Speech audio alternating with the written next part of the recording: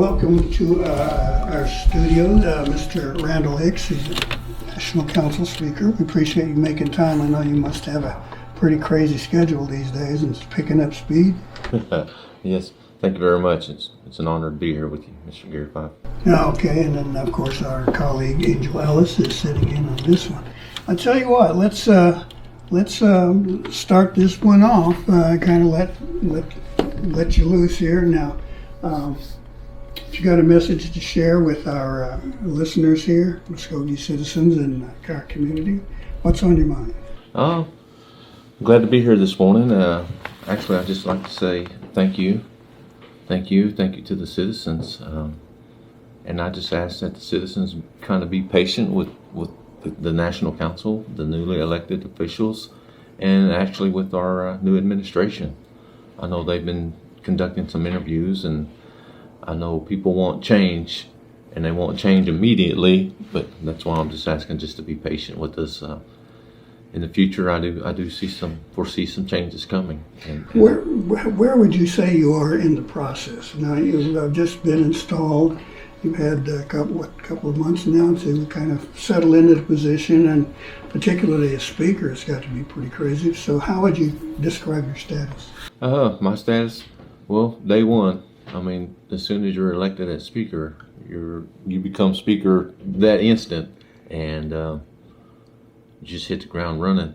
And I believe my former employers, being a general manager as such with the responsibilities of the casinos, kind of in. Has there been any big adjustment from being, a council representative to going to being the Speaker of the National Council? Can you talk about the different responsibilities? Yes, actually the difference is you're more, I don't know the words, but it's just more involved in the tribal, not administration, but just with the laws and everything. Mm-hmm. Everything is just, you're not bombarded, but you're involved in every aspect of the tribe.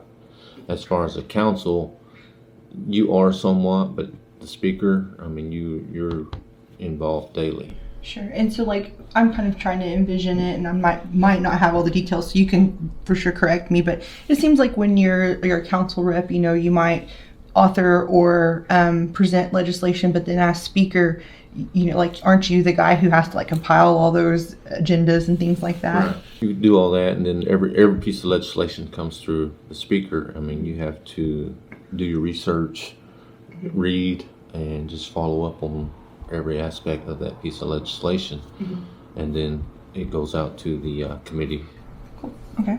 It sounds like you've already been bombarded. Yeah. Like I said, day one. I mean, you just hit the ground running. I mean, there's no. For the moment you're pretty much elected Speaker, you're running the meeting. Right. Exactly. That same. So would you say that how's that transition been? We have new council members too. Is everybody kind of learning their flow and the way things work? Yeah. With the new council reps, of course, you try to explain to them some of the things that to look forward to and how some of the citizens will react to you being a new council rep. Basically, just face-to-face training and pulling some documents and showing them, okay, piece of legislation, this is what it does, this is where it goes, the steps actually it goes through. So all the internal processes that everybody has to kind of understand. And you are recently back from a trip to DC with some of our tribal leaders, and I was wondering if you could kind of walk us through that trip and just kind of share with us what you guys feel like you've gotten accomplished. I know that you've met with NCAI and things like that. Can you just kind of give us the overview of that and how it went? Yes. Basically, again, fly out to DC and you hit the ground running. I mean, we've met with Representative Horn, Representative Hearn, I believe, and then my mind's going blank here. But we did have some meetings in the Senate, and then we actually get to witness the chief address the committees Okay. on the needs that the tribe needs, some of our wants. That was an issue, and then we also met the NCAI president. Heard her State of the Nation address. It's on Sharp. Yes, Ms. Sharp's wonderful lady.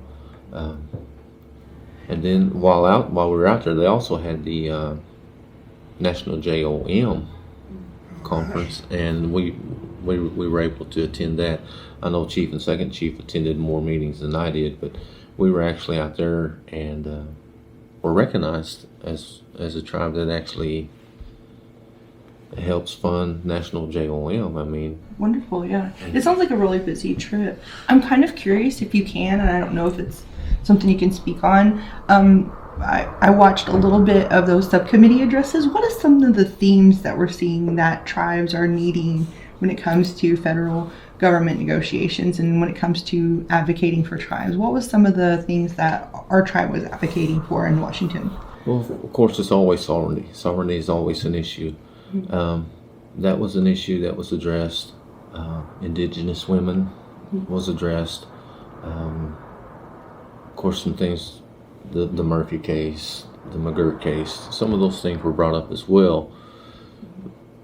Some things that I can't go into more detail about, but it was addressed. Just some of the concerns like that our tribe is looking at, like health. Of course, it's always healthcare, education. Those are given, but to actually tell the Congress what our actually needs are, it was just. Can you talk at all about how important that is for us as tribes to send our representatives to DC and be heard on the issues that we need? Because it seems like, if we're not there at the table, involved in these, conversations, like we often see, treaties left unfulfilled or things like that. Can you talk to that a little bit? Yeah, it's very important that we send tribal representation to DC to voice our concerns. It's kind of like in perspective on our level, a Creek citizen coming to me asking me or needing some assistance. That one-on-one, face-to-face interaction, it lets me see and hear what they really need. And so vice versa, if you're speaking to a congressman and face-to-face, it does make more and mean more. And it also lets them know that, hey, this tribe is actually speaking up for their citizens. And so to me it was very, very beneficial. Let me ask you about your personal viewpoint here, or speculation perhaps. We're seeing an administration now that is not very receptive to Native issues, and has kind of angered some of our people from time to time. How would you size up what the current White House is doing for or against or with Native American tribal government? Well, the ones that we spoke with, of course, when you speak to them face to face, it's like, oh, I'm in full support. And so, I mean, what can you do? We take their word and just hopefully that they stay behind it. And some of the issues, I just hope and pray that they do keep their word. It's kind of like, right. Again, kind of back like how citizens see National Council representatives. They want us to keep our word as well. And so I just hope and pray that Congress will do the same.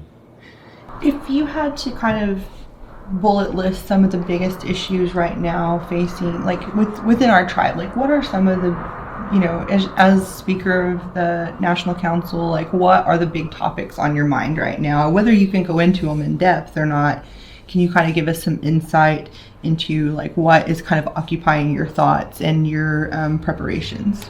Well, a couple of issues would be the Murphy case and then the McGirt case. Depending on the outcome of that situation, that could change the whole Oklahoma status as far as Indian territory. Sure. So those two are some big issues. How would you describe that status right now with the issues we're seeing between tribal governments and Governor Stitt and his rebranding committee and those kind of things? They're not looking real friendly, and that's, I think, being kind. Yeah. I'm sorry, folks, but that's the way it is. That's the way it is. He's saying one thing about the compacts that they don't renew, and we have to rework them. Tribes saying, "Oh, wait a minute, you just reworked it already," and thereby renewed the contract. So that doesn't make sense. And he wants more money, and we're thinking, well, sit down and talk. Then we're seeing other things where tribes are coming forward with their concerns and things, and we're not really seeing his administration react in a positive manner. I mean, the Attorney General pulled out of the gambling thing, saying, nope, no thanks. And then his Secretary for Native Affairs, Lisa Billy, resigned, saying, no, you shouldn't have done that, man.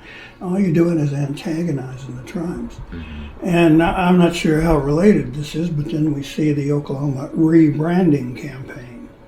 The days of Native Oklahoma on the license plates are long gone. We understand that, but for them to come out with that campaign and say everything started in 1899, and say, wait a minute, whoa, that ain't flying. I'm sorry, folks. Right.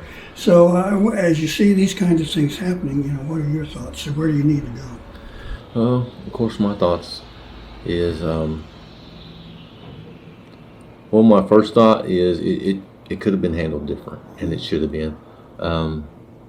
I think our governor just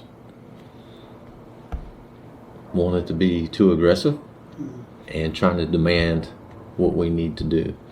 I can't speak too much because it is in litigation, but I personally think it could have been handled very easily.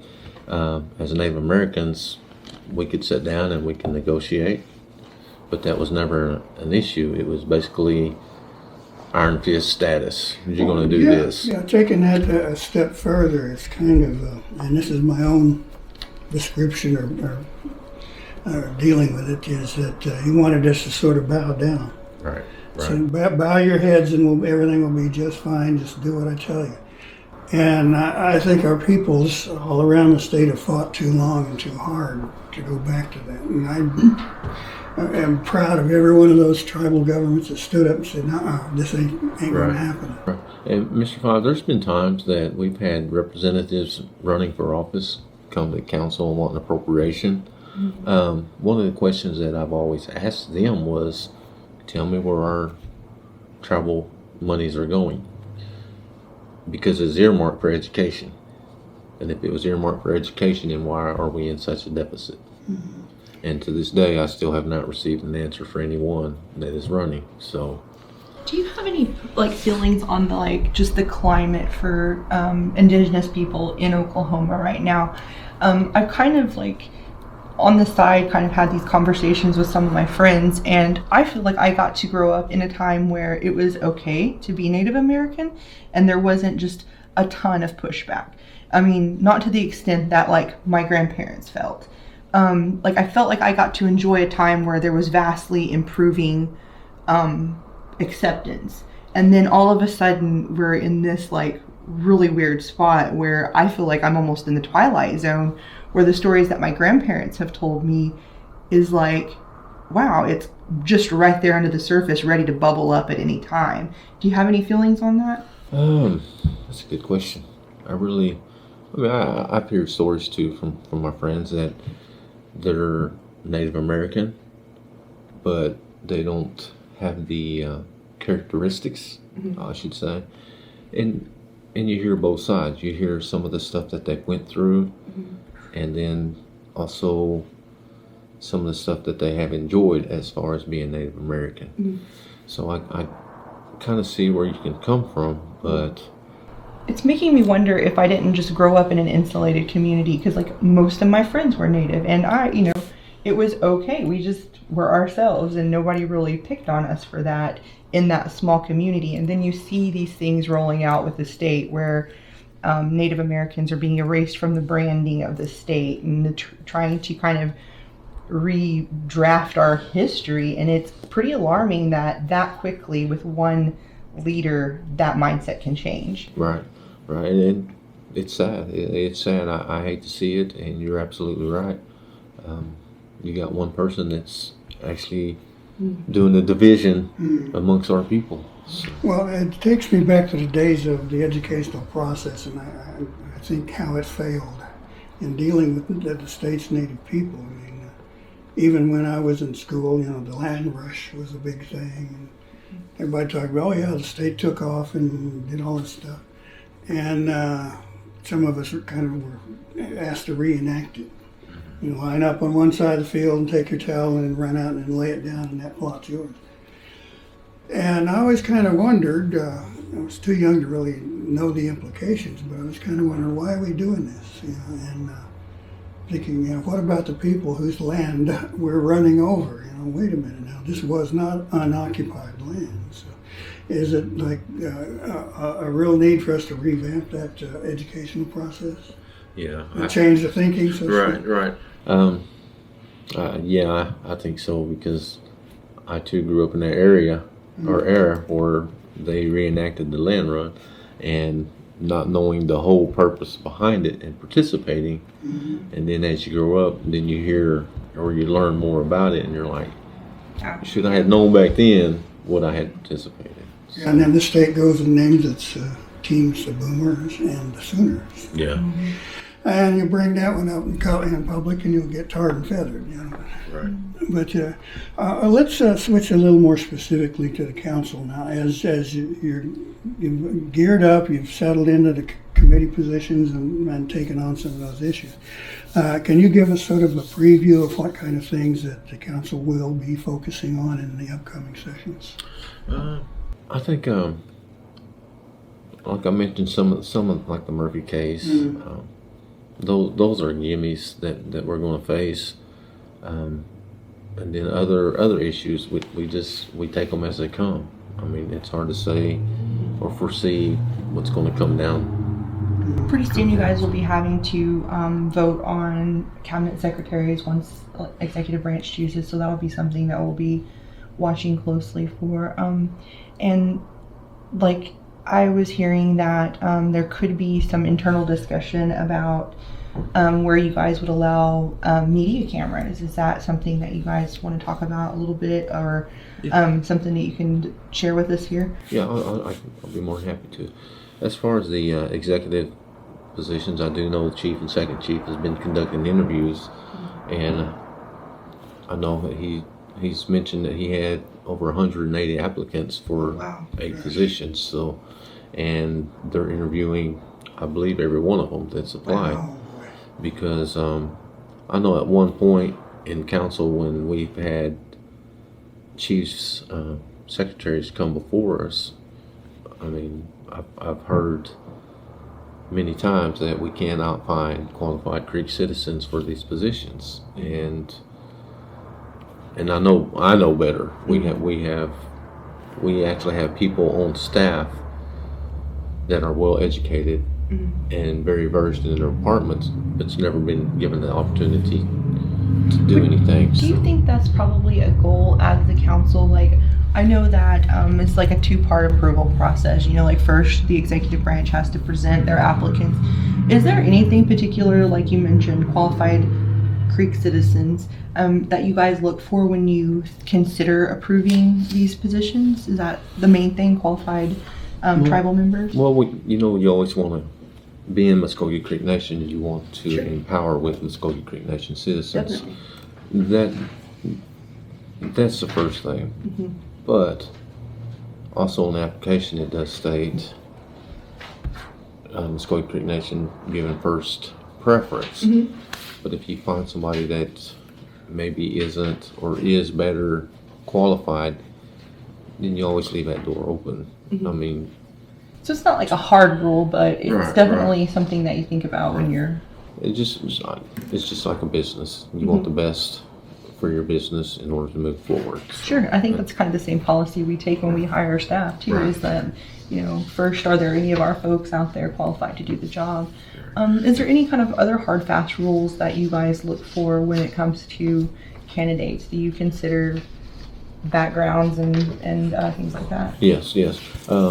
After the chief makes their selections for the secretary, then should it be Secretary of Education, Health, they will actually go to the committee of that is over that area, and then they will do another interview. Council will interview, and then then they will pass through that committee, and then they will go to a full council for a third interview. Okay. So questions are asked, and so, Related thought there. In the past, sometimes the council and the administration didn't get along very well, and there were some real heated kind of discussions and separations and lawsuits. How would you characterize your relationship with the administration right now? Right now, I truly believe our council, our national council, is going to be a good council to work with, and work well with chief and second chief administration. Them chief and second chief coming from national council, we've already have a network intertwined with council, and then with 5 new reps coming in, they seem to be pretty knowledgeable, and I foresee us working well together. So. For the time being. Well, honestly, I think it's going to be a good working network, and I foresee good changes coming down. I got the same feeling when we did the interview with him back earlier this year. It's kind of a receptive discussion. One thing I know we've kind of touched on it regarding cameras and recording, but the bigger issue there is freedom of the press. I feel like we're heading in the right direction, and would love to see a constitutional amendment, allowing us to do our jobs. And that's a question, of course, will have to be debated and worked over and probably battled over or whatever. But how would you see it? Hopefully we won't have to take it to the constitutional amendment. I know our internal affairs committee met last night, and the media was actually one of the topics that they discussed. No changes have been made, but amendments are being discussed, so that's a start. So. Well, I'd like to see us be able to participate in something like that, whether it's our manager, Rita, or myself, or Jared here, or Angel, get somebody from the ground pounders, the foot soldiers, to come in and tell you what's really going on and what we feel when we cover a story, and sometimes having to deal with the negative, but our people are saying, well, we want to know the truth. So I'd like to see some sort of a session where we could do that. Okay. And while I'm on here, may I explain something? Oh, sure. That some of the citizens may have an issue with, as far as the media and as far as absolutely. council posting our videos. Yeah. There's a process. Once our live feeds, once we record them, there's a process that it goes through, and actually, in Mvskoke Creek Nation, the PR department is the one that is actually loading our videos, and so there's been some issues there. It's not totally national council that is doing this. Yeah. So I know citizens are like, they want it instantly. So you probably get the same kind of phone calls that we get, where's the coverage? Where's the coverage? Why didn't you cover this? Yeah. So I just want to take that little opportunity to try definitely. to explain and let citizens know there's a process of it actually going through it, as well as you guys know. So. And I think that we in our department are trying to find solutions to help alleviate those requests, and so that they're not burning down your phone lines. We've adapted our coverage so that it can kind of include that instant gratification that citizens want, and we want to be an asset to all that government transparency that citizens are needing and that you guys want to portray. And so we are kind of working and adapting as needed to fulfill those needs and help take that pressure off wherever we can. We've recently kind of learned how to utilize the streams that you guys put out on your meetings, and we can recapsulate them into videos and post them, on our websites too. And hopefully that helps get information quickly to people when they need it. Right. In the last couple of minutes we have here on this segment here, is there something you'd like to leave with our listeners? A thought, perhaps?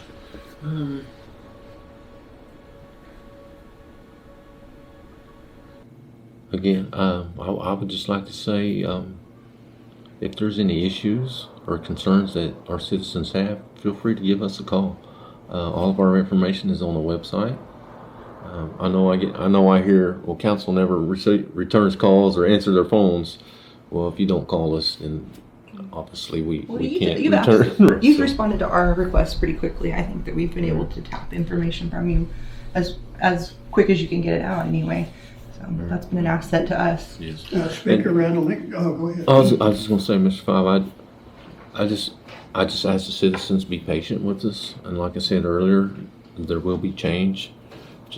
I know we can't do it as quick as everybody wants, but just be patient with us and have faith in Mvskoke Creek Nation and with our administration and council, and eventually we will get there. I think we have a very, very good national council and administration that actually has heart, that actually really cares for our citizens and wants the best for our nation. So.